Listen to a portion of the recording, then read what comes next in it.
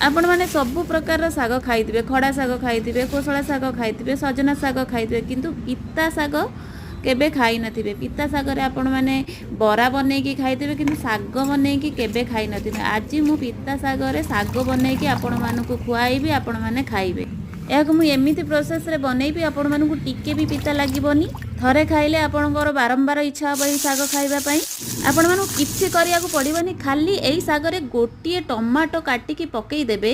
देखिबे tomato काटिकी पकेइले टमाटोटा खटा अंश थाए, जम्मारु भी पिता लागिबोनी। पिता अंश को पूरा टमाटो काटी जो माने भी पिता खाआंती नहीं, सेही माने भी ए साग को खाइले तांकु भी भल लागिबो, जम्मारु भी तांकु पिता लागिबो नहीं।